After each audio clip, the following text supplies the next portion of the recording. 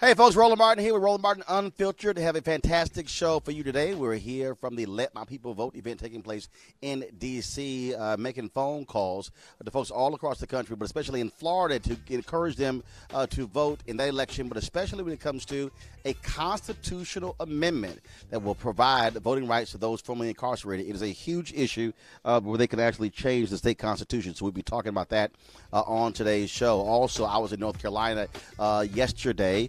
Students from North Carolina A&T, they were marching to the polls. Their souls to the polls, S-O-L-E-S, not just S-O-U-L-S. And also last night, Reverend William Barber held an event, Get Out the Vote event at Union Baptist Church. Of course, Bishop Walter Mack. So we had a packed house there as well, encouraging folks, again, to get out the vote in North Carolina, a place that I called, and you hear that speech, Alabama, the 21st century. Also, Donald Trump praised the Republican nominee for governor in Florida as for going to Harvard and Yale, but he called the brother who went to FAMU a thief. We'll tell you how Andrew Gillum responded to that as well. Plus, we'll also deal with Eric Reed. He is not back down from his constant verbal battle with Malcolm Jenkins over the negotiations between the Players Coalition and the NFL as it related to the protest with Colin Kaepernick. All of that and more coming up next on Roland Martin Unfiltered. It's time to bring the funk. Let's go. He's got it. Whatever the miss, he's on it. Whatever it is, he's got the scoop, the fact, the find. And when it breaks, he's right on time and it's rolling. Best believe he's knowing. Putting it down from sports to news to politics. With entertainment just for kicks, he's rolling. It's Uncle Roro, y'all. It's Roland Martin, yeah. Rolling with Roland now. He's funk, he's fresh, he's real, the best, you know he's Roland Martin now.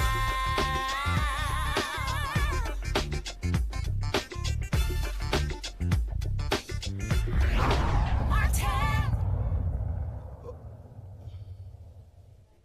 Folks, we're 8 days away from Election Day. Voters all across the country, we're deciding a number of candidates who will be leading them in local, state, and national elections. Of course, most of the attention has been focused on U.S. Senate races, also on U.S. House races, and, of course, critical gubernatorial races in Maryland, Florida, and Georgia. And, of course, we also have been covering folks who are running for DA as well as other positions, but it was really important was a lot of the constitutional amendments. I was in North Carolina on yesterday for a Get Out the Vote effort, and Republicans there have 6 constitutional amendments, and they say could really change that state. Civil rights organizations, they want folks to vote no on all 6 of those because they want to essentially put voter suppression in the North Carolina state constitution. But a lot of the focus was happening in Florida, where there is an initiative on the ballot that will restore the voting rights to formerly incarcerated. Upwards of 1.6 million people could be affected.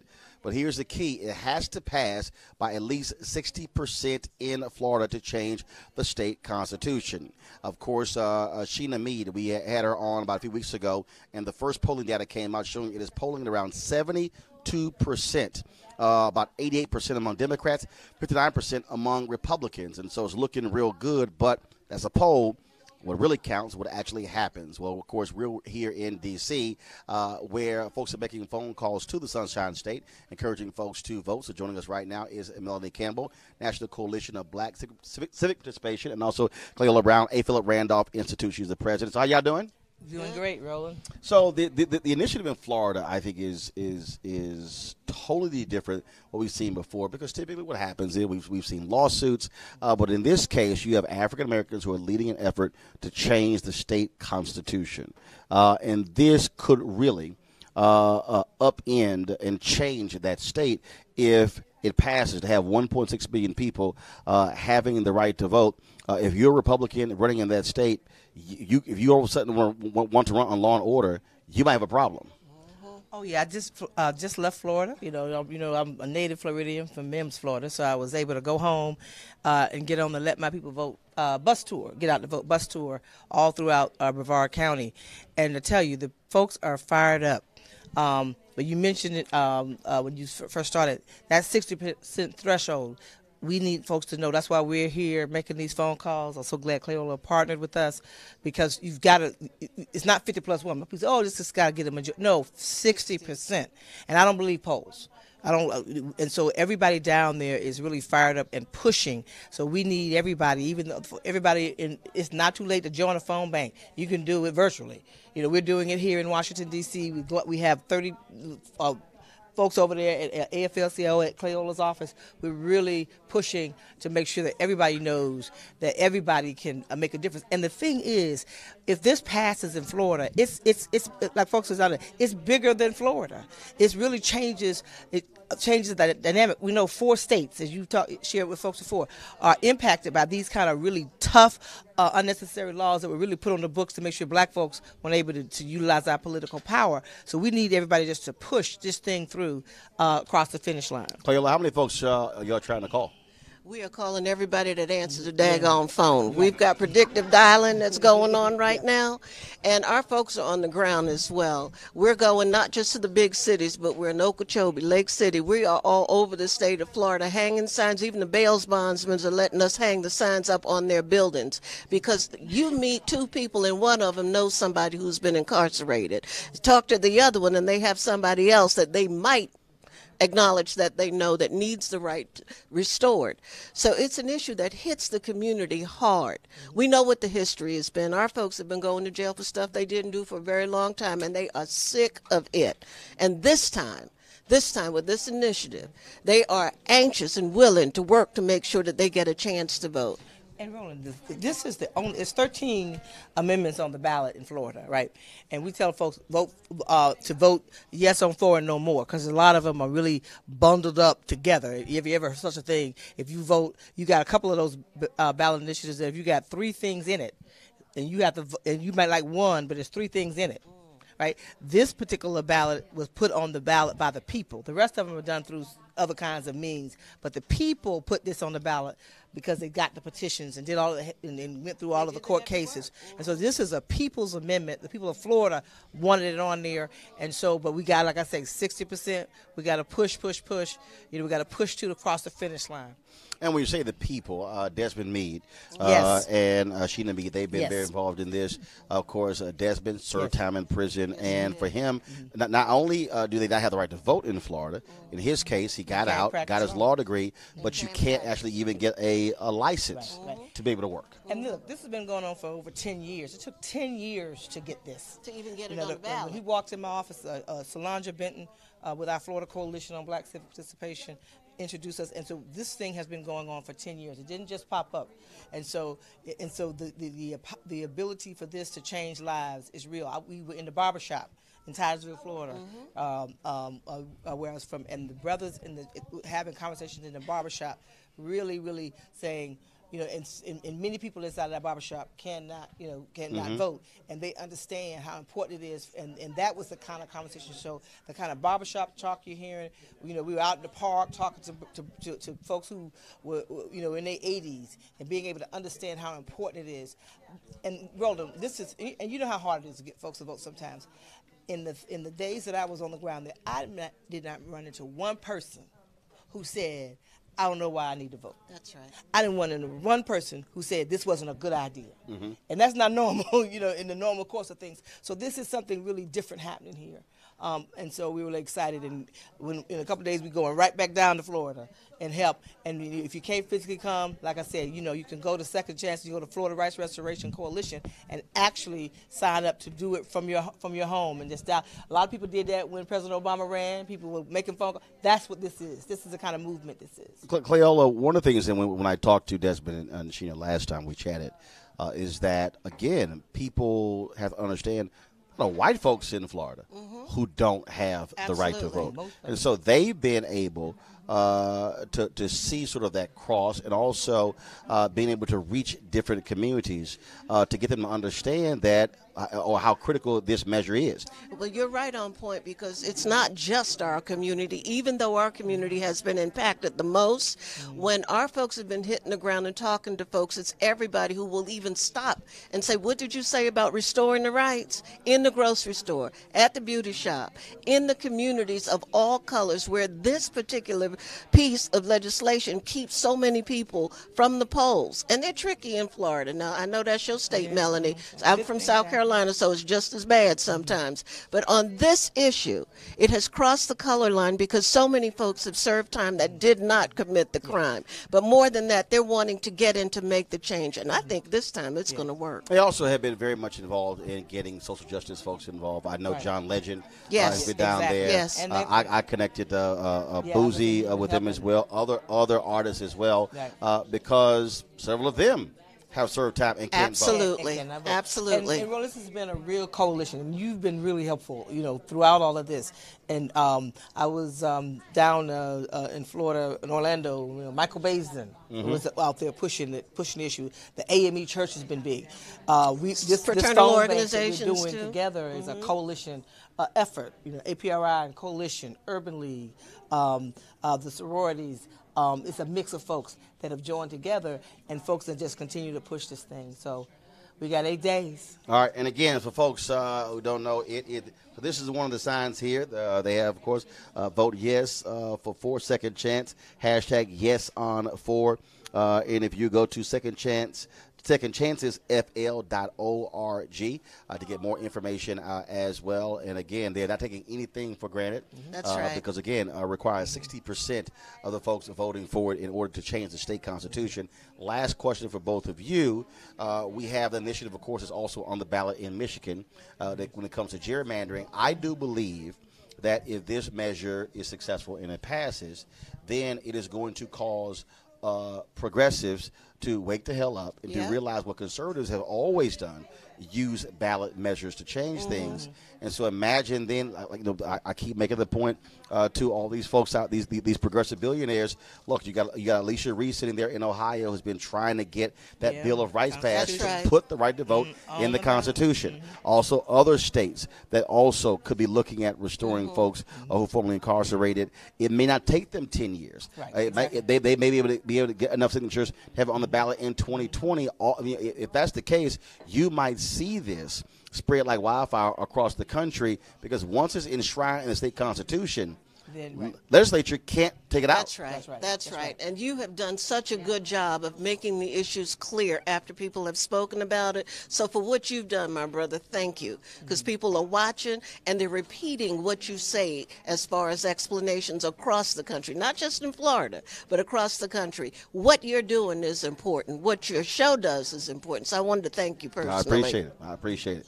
And so again, folks, in Florida, number 4, vote yes on 4. I will be watching what happens. And here's a piece. They're making phone calls, obviously. But look, a lot of y'all have folks who are from Florida, live in Florida. You got relatives in Florida. And so you can call them, you can text them. Do the exact same thing as well. And we say yes on 4 and no more. That's right. That's right. Melanie Cleon, we really appreciate it. Thank you so very much. Thank you, Keep making Roland. the phone calls. Folks, right now we want to tell you about what happened yesterday in North Carolina, where Reverend William Barber and others with Poor People's Campaign had the moral revival, trying to get out the vote there as well. Plus, students in North Carolina A&T were marching to the polls, and so we put this piece together so you can get a sense of exactly what takes place. But here's also what's interesting about North Carolina A&T. The campus is literally split into 2 districts. You can stand on one side of the street, and you're in one district, and the other side of the street, you're in another district.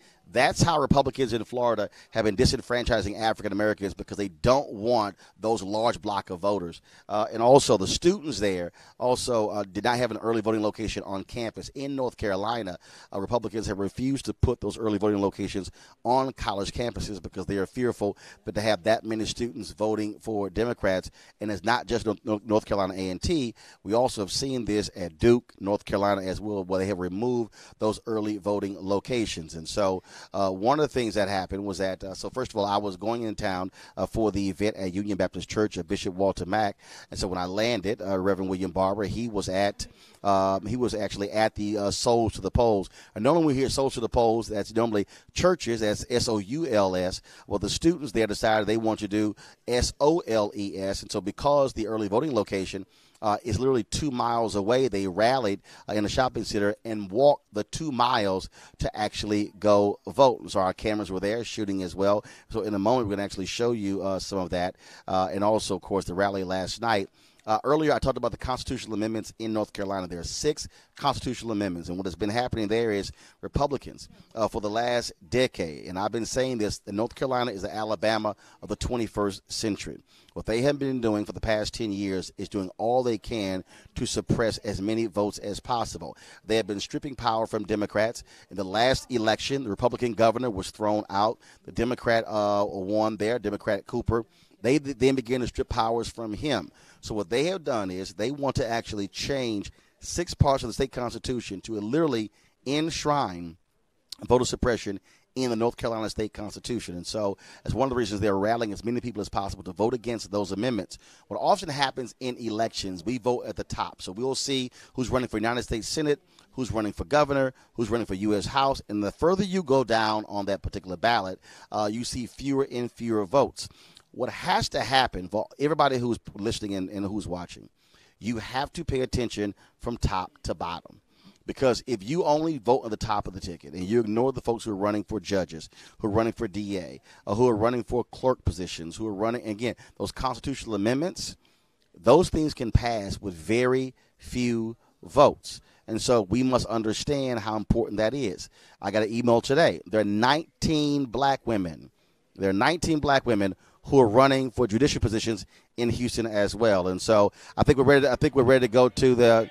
So again, so this is the video you're seeing right now, folks, is the march with students who were, of course, North Carolina A&T. And so you're watching that right now. And so.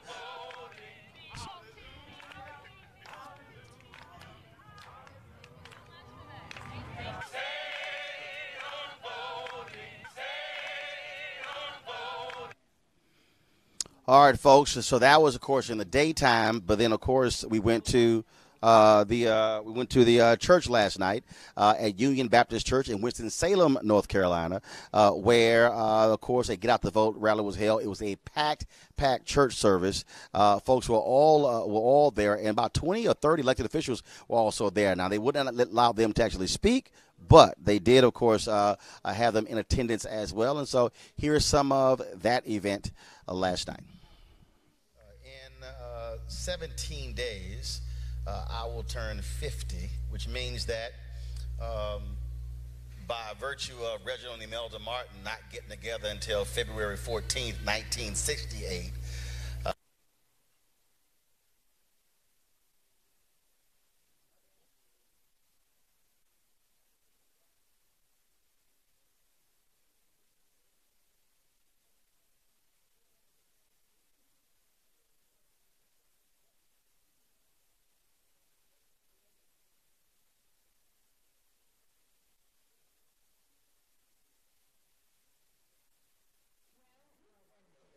all right, folks, having some difficulties when it comes to that video. We're going to fix those in just 1 second, but let's do this here. Guys, come on. Let's bring my panel out. So come on out. Avis Jones-DeWeaver, Eugene Craig, and also Michael Brown. And so go ahead and get all of you seated. And so I think we have our video issue fixed. Let's go ahead and show you what took place last night at Union Baptist Church.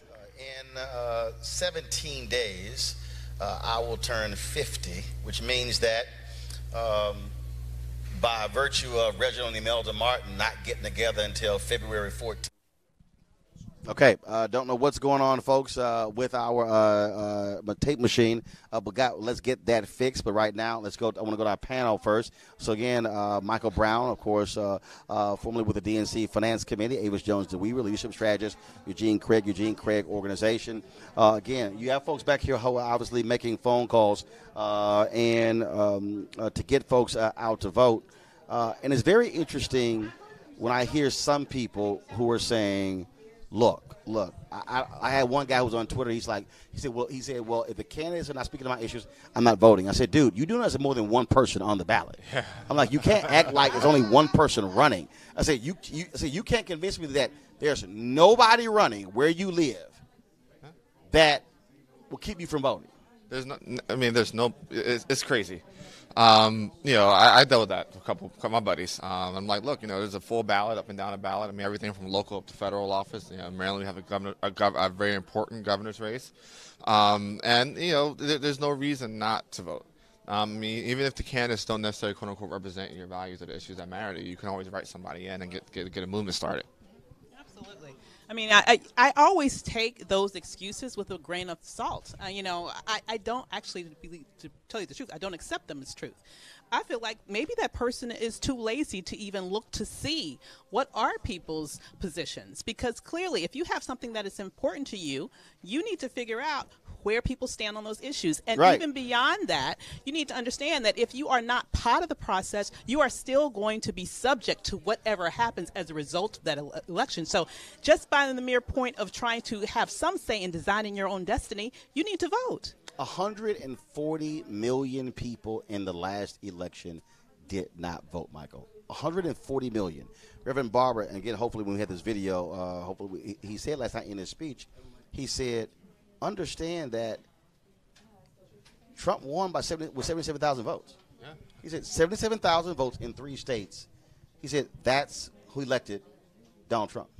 And that 140 million or so is basically a third of our population. I mean, that's just a shame. I mean, you go to other developed countries in the world, and they don't have those kind of percentages. Their percentages are obviously much, much, much higher. And, Avis, I have to co-sign with what you said. When people say that kind of stuff to me, and Eugene, you had the same experience, it makes me kind of angry. I'm like, why are you finding an excuse not to vote? Yeah. I mean, I'm saying, look, if you're having a problem finding a babysitter, I think I said this a couple of weeks ago, find one. If you need me to watch your kid while you go, I'll watch. Right. If you need a ride, I'll take you. And you should always take other people with you to the polls. Don't go by yourself. There's going to be something, and you're so right, the consequences of elections. Doesn't matter whether you don't vote or not, they're still going to impact you. Yeah. And then you're going to sit at home, Monday morning quarterback, complain, oh, my vote wouldn't have mattered anyway. It absolutely would have. Roland talks about the 77,000 that elected Trump. He didn't even win the popular vote. Yeah. He won the Electoral College by 77,000 votes. If people had gone to the polls, who knows what would happen. Well, first of all, we saw it here in Virginia where it was a tied race, and it was decided by a coin flip. Yeah. And the Republican won over the Democrat by a coin flip, and that's how Republicans were able to keep the majority in one of the chambers. Yep. A coin flip.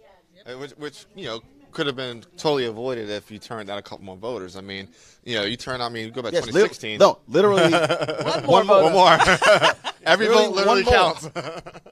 Absolutely. I mean, you go back to 2016. I mean, you turn out 20,000 more voters in Detroit and Flint, and you turn out another 100 or so thousand more in Miami and Orlando. I mean, we're looking at we don't have to deal with travel bans. We don't have to deal with a constant assault on our rights and our way of life daily by this administration. Absolutely. I don't see how anyone, quite frankly, right now can live through what we've just seen in this society, not just over the past 2 years, hell, over the past week. 72 hours. Over the past week. And have the nerve to sit up there and say, I'm not going to vote, if for no other reason than to send the message that what you are witnessing now is not acceptable. It is disgusting. And to just at least register your disgust with the current status quo, you need to get out and vote. I do want to talk about these constitutional amendments because obviously they're making phone calls as it relates to the amendment in Florida. But again, Michael, when I look at North Carolina, the time that we spent there, I mean, again, what Republicans have done there is sickening and despicable. And Republicans are saying nothing. Black Republicans as a group saying nothing. And what they have been doing is so shameful, stripping power, stripping the ability to appoint folks by the governor because it's Democrat. They were so shameful that in the last election when the Supreme Court flipped 4-3 in favor of Democrats, they literally floated an idea to strip most of the power from the Supreme Court, that's supposed to be the highest court, to the court below the Supreme Court because they held a majority there. That, to me, is absolutely crazy. And you can do that when you have more seats in the state legislature. And a veto-proof. And a veto-proof right. majority. And, again, when Eugene talks about there's more than just one race on the particular ballot, you have to pay attention to all that. And again, folks actually, also let me add one more thing.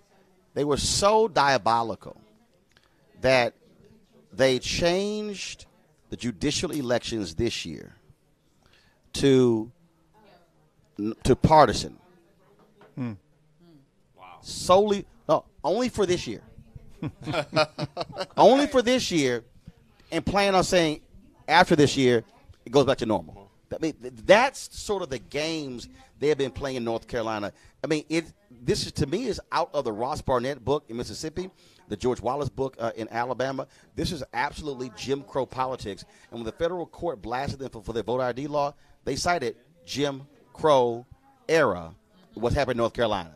And again, same with, these majorities in these state legislative bodies. And as much as a wonderful job in history making that President Obama did, he did not put the infrastructure in the Democratic Party nationally to compete on these local elections. And because of that, Republicans took advantage of it. They said, if Obama's not going to do it, if he doesn't care, we will. And now that's what's we're seeing the results of that. And that is one of the legacies of President Obama.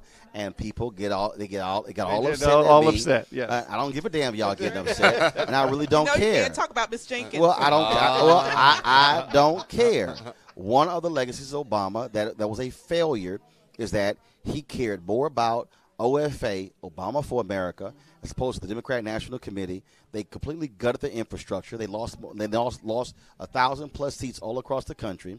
And what has been happening lately is the efforts to rebuild that. You look at Florida, the supermajority of Republicans have it in Florida, in North Carolina. And Texas has not had a Democrat elected statewide since 1994.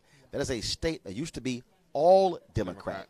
Used to be every statewide office was held by Democrats before John Tower became a United States Senator in the 1980s. That shows you, again, what happens when you don't pay attention to those down ballot, small, others call unimportant races, Eugene. But I want to go back to your constitutional amendments and ballot initiatives. The thing is this: what our side have learned is that the way you boost bad candidates, the way you boost turnout is through ballot initiatives. Karl Rove in 04 and 06 was, he was the driver behind, a lot of the cultural wedge ballot initiatives. But the other side of that is this: in most states you do have contribution limits. Virginia doesn't have them, but Maryland, we have them. A lot of other states have them.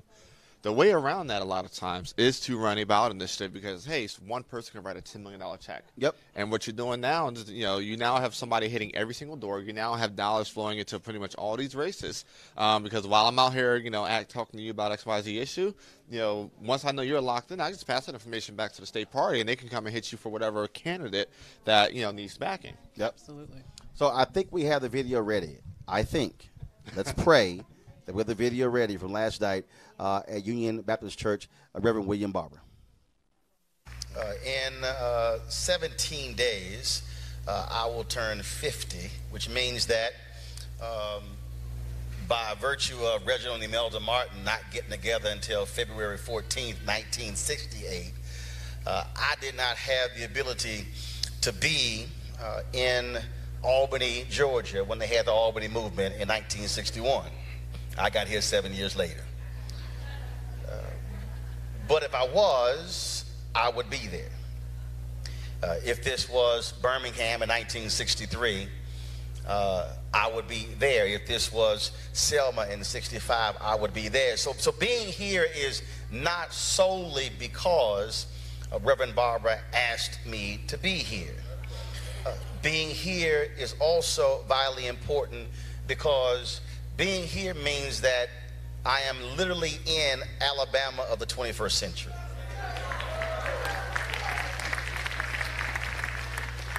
Anyone who understands history when you look at interposition, when you look at nullification, and when you look at all of those efforts that were put in the way to keep black folks from being fully free Americans, North Carolina has operated in the exact same vein as Alabama and Mississippi, and you might as well say Republicans in this state are walking in the same vein as Ross Barnett in Mississippi and George Wallace in Alabama.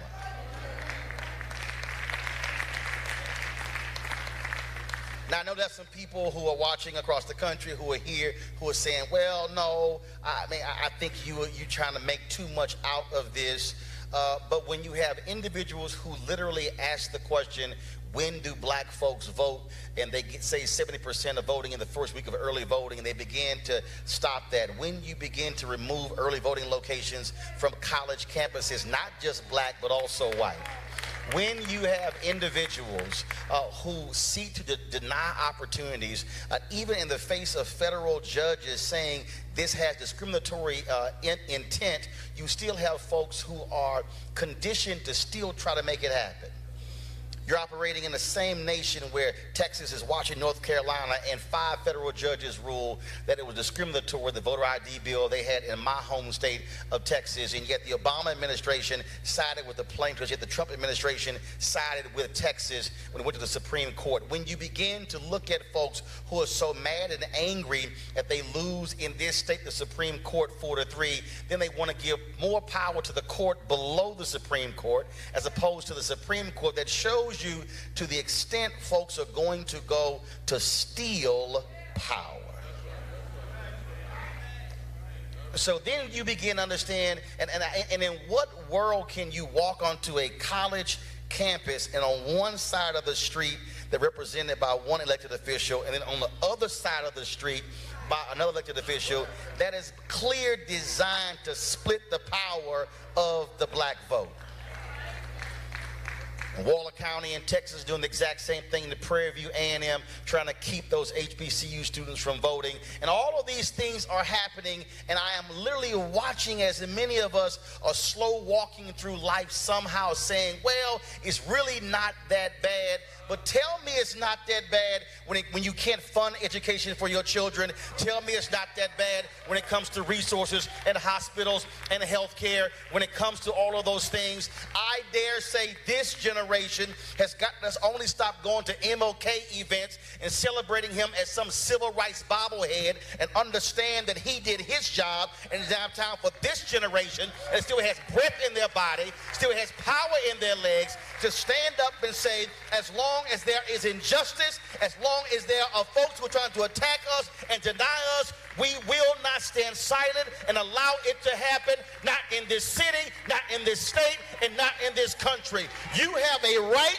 to stand up to be a full, free American. You have the right to demand justice, and I dare say to anybody who is unwilling to fight, you better listen to my frat brother Burton Woodson Tandy, who said we will fight until hell freezes over, and then we will fight on the ice.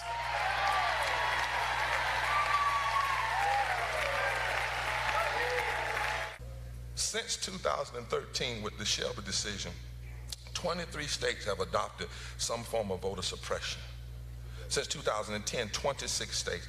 That represents 54% of all African American voters in those states. Over 50% of the United States Senate, nearly over 50% of the United States House of Representatives. Since 2010, way before Trump. That's why we can't just vote about him. Way before Trump was on the ballot. The legislature, the House of Representatives, and other places, and state legislatures were passing these voter suppression laws. And then after Shelby, they went, wow. Yes, sir. President Derrick Johnson is here fresh from a victory just a few days ago in Tennessee. I mean, they have gone voter suppression to the extreme. Yes, sir. Right? In Georgia, the Secretary of State who's running for governor has blocked 53,000 from registering to vote. And you hear that number and you say, oh my, well guess what? Since 2012, he has canceled 1.4 million. Before we ever heard about Trump, he canceled 1.4 million voter registrations. And he canceled 670,000 in 2017 alone. Gerrymandering, districts, state voter suppression. There are 16 states. 16 or 17 seats in the United States House of Representatives, according to the Brennan Center, that if it wasn't for gerrymandered districts that stack and black districts, and by the way, black legislators have to let groups like the NAACP work out the gerrymandering, and don't ever want to get in it to protect you. Because we don't need these seats where you got 70% black voters so you don't ever have to run again. And then you got all these other black voters that we could use to be a coalition between black and white people to elect candidates of our choice. Because in the legislature did that. They said, we're going to help you. We're going to do what's in North Carolina. And they packed all these black voters in the black district. But the goal was to bleach and drain progressive votes out of other places so that they could not be a coalition. But there are about 16 seats that Brennan said if it wasn't for gerrymandering, they wouldn't even be in the category they're in terms of political party. And Donald Trump won by 77,000 votes. 77,000 votes. I said that in a place one time and 3 preachers cussed. I had to pray for them. Huh?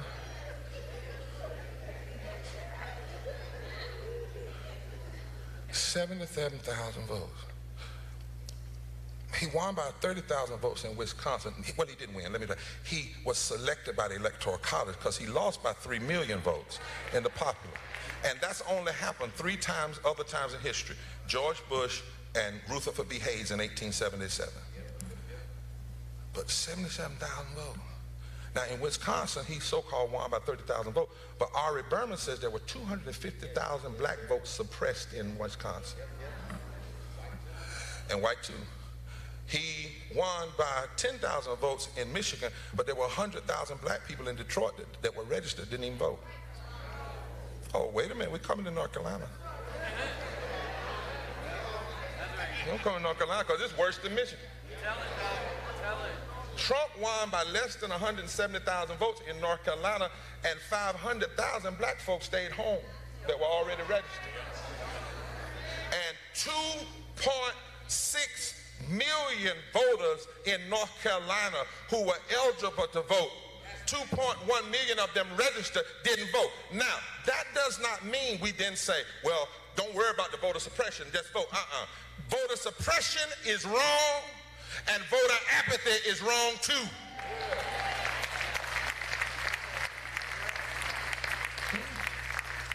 So, we have this narcissist, God bless his heart, because of 77,000 votes.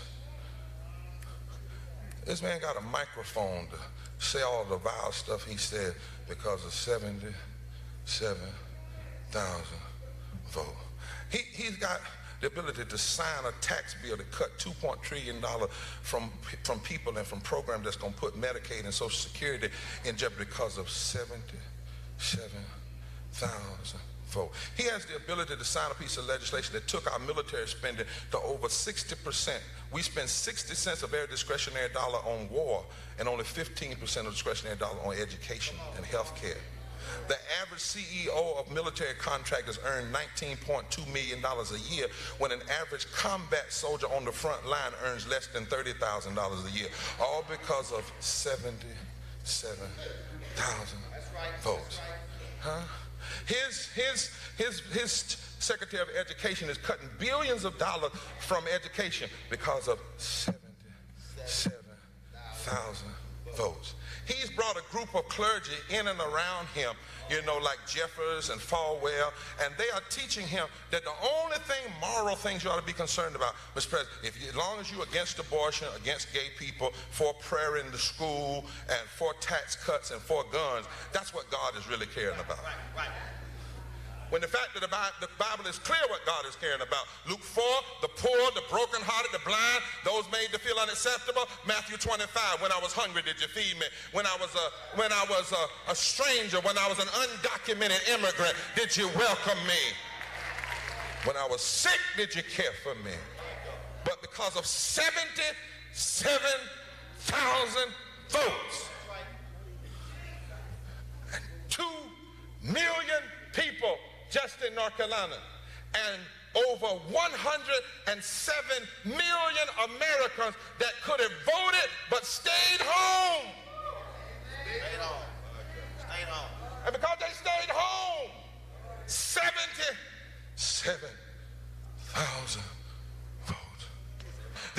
critical time. And if we ever needed to vote, we sure do need to vote now. I don't know if Republicans are going to go to the poll. I don't know if Democrats are going to go to the poll, but I know the sons and daughters of Harriet Tubman and Frederick Douglass and Martin Luther King and Rosa Parks, we better go to the poll. All right, folks. Again, that was last night. And tonight, in about 30 minutes, there'll be another rally taking place in Greensboro, North Carolina. And so if you check out the Poor People's Campaign, they'll live stream or go to the Facebook page. You can actually see that as well. Folks, Florida was in the news today. Of course, the orange one decided to tweet about the race. And so he decided to talk about Ron DeSantis trying to help his campaign. And so he sent this tweet out. It's kind of weird. He tweeted, in Florida, there's a choice between a Harvard, Yale-educated man named Ron DeSantis, FL, that's his Twitter handle, who has been a great congressman and will be a great governor, and a Dem who is a thief and who is mayor of poorly run Tallahassee, said to be one of the most corrupt cities in the country. I want to go to our panel here. So I guess we can praise DeSantis for going to Harvard and Yale, but I guess we call the HBCU graduate a thief. Man, that's a trash tweet from a trash president. That is a trash tweet from a trash leader. I mean, if we even call him a leader. I mean, it's crazy. I mean, FAMU, our HBCUs on many levels compete with Ivy League schools and better than Ivy League schools, provide a better experience than a lot of the Ivy League schools. But to try to make that comparison, I mean, that's not a dog whistle. That's a dog hollering. Absolutely. I mean, first of all, if anybody has watched the previous debates, I would say, if anything, I almost feel sorry for Harvard and Yale, because that has certainly depressed their value in terms of what you would think that they would produce in terms of a graduate. So, it is obviously, as you mentioned, a dog whistle from a campaign that started from the very beginning with alludes to racism in terms of monkeying it up and his known consortium with white supremacists. So he's just continuing down the gutter as we can expect from him. Michael Andrew Gillum responded on Twitter, there's a choice between having the courage to at the person you are trash talking or not. Real Donald Trump is howling because he's weak. Florida, go vote today. Well, I'm glad to hear him take the high road as usual. I mean, he's a classy person and a classy candidate. I'm a proud dad of FAMU students. My twin sons went to FAM, so I have a lot of respect for FAM students as well as for the soon-to-be governor. But this is what we're seeing behind us too, Roland, with Melanie Campbell and the Black Civic Participation is what we used to do.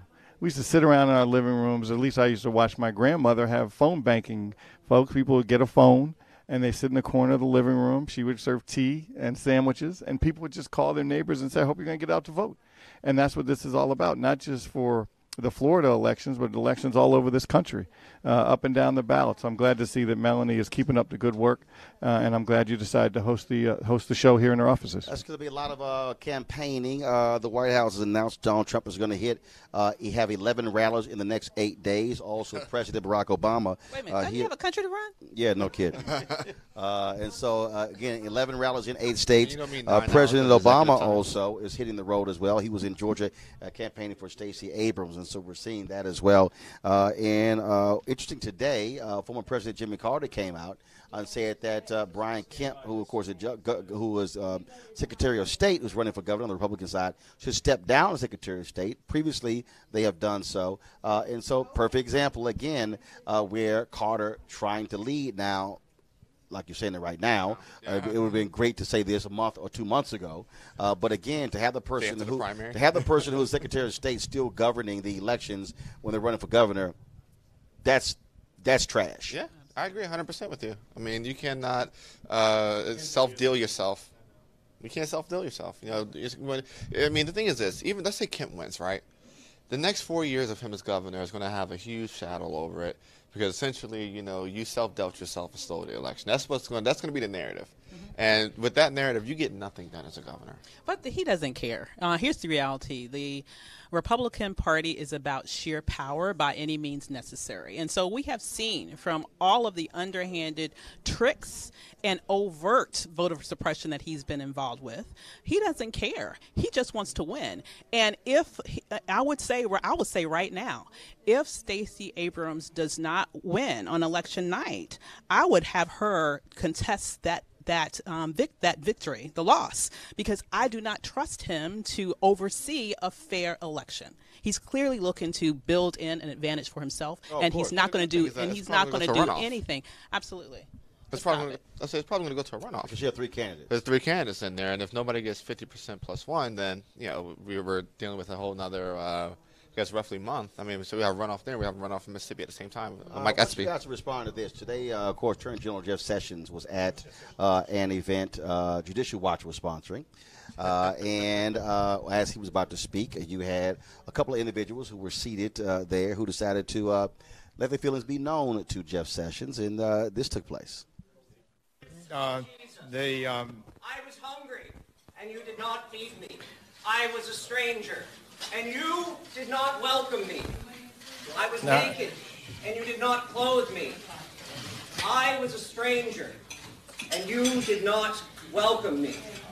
I thank you for your comments, and prison, and you did not visit me.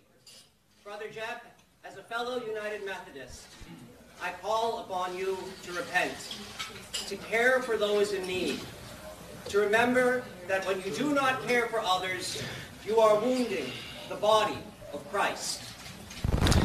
Well, thank you for those remarks and attack, but I will just tell you we do our best every day to fulfill my responsibility to enforce the laws of the United States.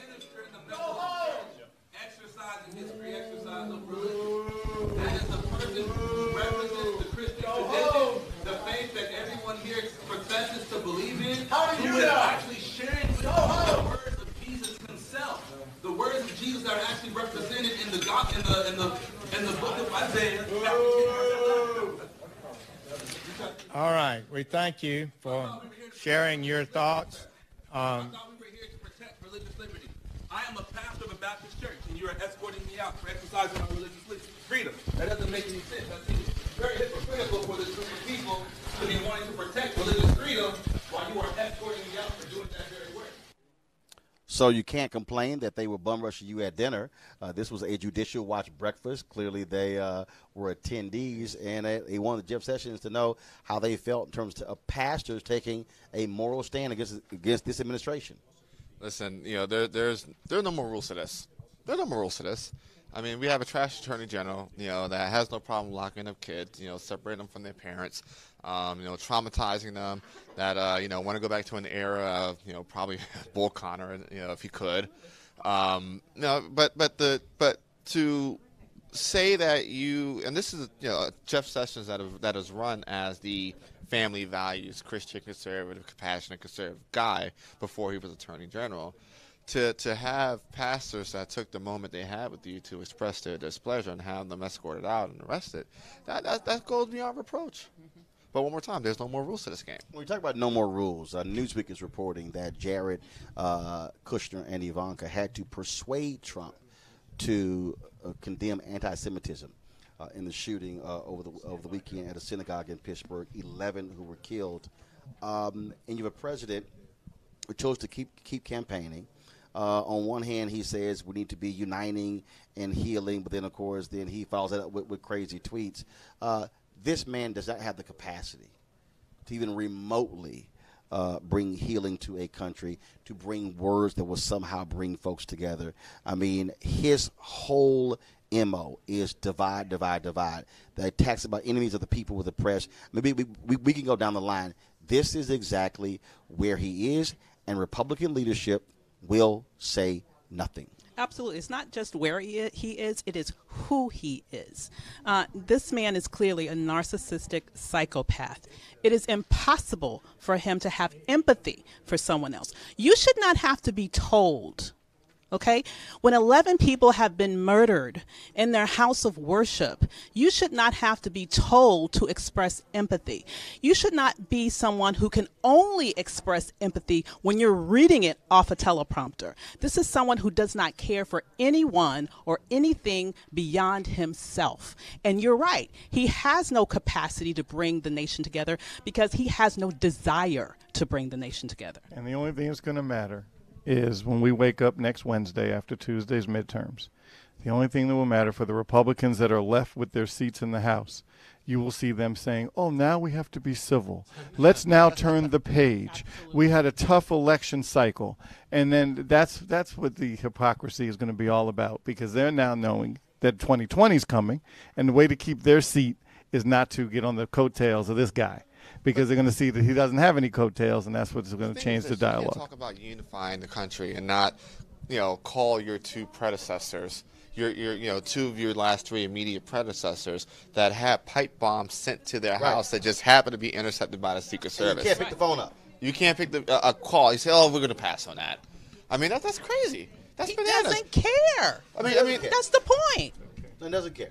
You can have disagreements with folk. And speaking of not caring, of course, obviously the tragedy that took place over the weekend in Pittsburgh has stunned so many people. Again, 11 folks in the synagogue gunned down by a white domestic terrorist. But another white domestic terrorist last week was close to doing the exact same thing at a black church in Kentucky. But it wasn't for that church door being locked and him not being able to get in. That was how the tragedy was averted. I want to give you a little more information about the two black folks who he did kill in a Kroger. He couldn't get to the church. He chose to then go in and shoot this black couple in the Kroger. First off, one of the victims, Maurice Stallard, 69 years old. He was shopping with his 12-year-old grandson for poster boards when he was shot by this white domestic terrorist multiple times. Stallard was a military veteran and retired General Electric employee. He also is the father to Kelly Watson, Chief Equity Officer to Louisville Mayor Greg Fisher. The second victim was Vicki Lee Jones, 67 years old. Jones attended Western Kentucky University for a couple of years, where she met her future husband, George Jones, who died of cancer in 2010. She also retired from the VA hospital, where she worked as an office administrator. And so, of course, funeral arrangements are pending for both of them. Again, two victims of white domestic terrorists. And to our panel here real quick, this is the thing for me. Morning Joe all of a sudden decided to focus on white supremacy today. I'm like, appreciate that. It took y'all a long damn time. But the bottom line is, we've been saying this for the longest, what is happening. And you have folks in this country who are in this administration, they want to focus just on Islam. But the reality is, we've seen a significant surge in white domestic terrorists, but they want to call it something else. We are going to call it exactly what it is. Michael. And you know what's interesting, and I'm not a psychiatrist or a psychologist, but the titles of, oh, they're crazy, they're wackos, there's something wrong with them, always goes to folks that don't look like their skin is not brown. It always is something must be wrong with them. But if it's a brown-skinned person committing these kind of acts, they're doing it for a particular political reason. It's the exact same thing. When you're calling it domestic terrorism, Roland, that's exactly what it is, and we should call it that. Absolutely. And here's the thing. We have always in this country, the majority of terrorist activities have been put in place by right-wing domestic white supremacist terrorists. This is not something that is new. It's always been this way. And we've seen an increase of it. You're right. So while there is this big sort of overreaction, you're exactly right, and different characterization of acts that are committed by people who are brown or black or of a different religion, when it comes to white male terrorism, that, quite frankly, is homegrown, good old-fashioned American terrorism that we've known for centuries. Absolutely. I mean, if you're looking at every massive shooting, from school shootings to adults, letting off bullets. I mean, then very rarely is it a person of color or a person of the Muslim faith. It's typically your average white boy that decided to let off some bullets, let off some steam. All right, folks, going to go to a break right now. When we come back, we'll talk about life and legacy of a hugely important playwright when it comes to feminism, especially black feminism. That's Ntozake Shange. We'll talk about her next right here in Roland Martin Unfiltered.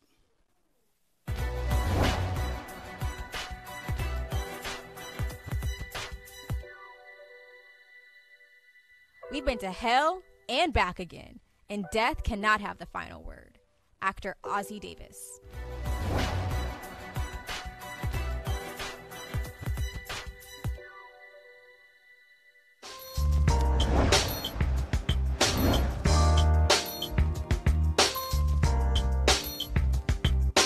All right, folks, our HBCU Give a Day school is Hampton University. Should have made the house. I was at their homecoming over the weekend. If you go to my Instagram page, you'll see some of the videos. But no, Hampton University, of course, is our school of the day. And so we want you, of course, to support them as we support all of our HBCUs by going to hampton.edu. They are ranked number 3 in the ranking among all HBCUs. And, of course, founded in 1868, located in Hampton, Virginia. And so, again, hampton.edu. So please support Hampton. And, again, if you're a graduate, cut a check. Not only when it comes to your reunion, but you should be cutting a check every single year. Anthony and Henry, who work on my show, 2 Hampton graduates. 2 of you damn sure better be sending checks back to Hampton on an annual basis and not every 5 years. Are we clear? Yes, we are. All right, then. See, that's just like when it comes to voting. You got to hold your people accountable when it comes to supporting their schools. Folks, sad news over the weekend when playwright, poet, and author Ntozake Shange died Saturday. She was 70 years old, of course, most acclaimed for the 1975 play For Colored Girls Who Have Considered Suicide When the Rainbow Is Enough. Of course, that was made out into a movie by Tyler Perry. He paid tribute to her this weekend as well with a photo of her and all the women who were in that particular movie as well. Of course, that play, more than 750 performances. And so over the weekend, a number of black women were tweeting about her impact as well in terms of the kind of coverage. And, of course, that film, you might remember, starred Tandy Newton, Kerry Washington, Anika Noni Rose, Janet Jackson as well. But beyond that, she published 19 poetry collections, 6 novels, 5 children's books, and 3 collections of essays, and taught at several universities, including Yale, Howard, New York University, among others. And joining us right now to talk about her and her legacy is the co-founder of the Hurston Wright Foundation, Marita Golden, and also still joined by Avis Jones DeWeaver, Michael Brown as well. How you doing?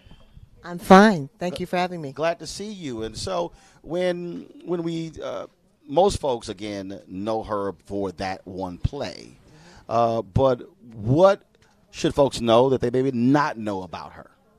Well, we were very honored to honor Ntozake just 1 week ago at the Hurston Wright Foundation's annual gala. We presented her with the North Star Award in recognition for her canon of literature as well as her incredible literary activism. And she is mostly known for Colored Girls, and it really literally rocked the world, the socio-cultural world of the mid-1970s.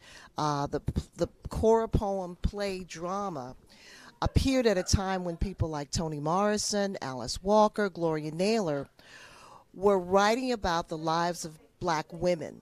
Well, that play came along and spoke about the lives of black women with even more thunderous honesty. And so she gained a reputation for boldness, for a kind of literary braveness that really paved the way for a lot of us, including myself. I was just beginning to write, and I think when I saw that play, I began to figure out what I wanted to write. She was an amazing woman. You say on her last week. How did she appear? Well, Ntozake had 2 strokes, and what's most amazing is that she was in a wheelchair, that is, she couldn't walk. After the stroke, she had to learn to read, write, talk all over again, and she wrote her poetry using voice recognition on the computer. She was totally active. She was a living, working artist. She'd been to Puerto Rico after the hurricane down there. She was traveling all over. She had a new book, ironically called Wild Beauty, which is what I really think she was, a wild beauty. And so even as she had these health challenges, she was traveling. She was reading her. She read at Busboys and Poets on Tuesday and died on Friday. So she was an incredible model of the power of art to allow you to overcome challenges. She suffered with bipolar around that, and she had some dark periods, but her art was something that she hoped would always help her move mountains. Avis, again, there were a number of sisters who were tweeting over the weekend just talking about her place when you talk about black feminism. Absolutely. It's so important. I love the word that you use, boldness, honesty. You know, it was groundbreaking to see yourself in her work and to see people that you know in her work, because so often Black women's experiences are not centered in our society. In many respects, it's invisible.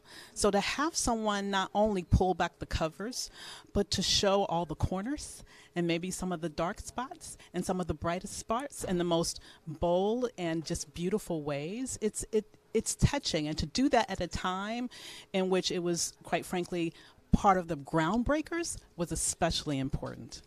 What would you say to a young woman who's a millennial or who is a what is it, Gen Z? What is it, Gen? I don't know what all the letters are now. I don't know if it's Y, Z, A, A, B, B, C, C.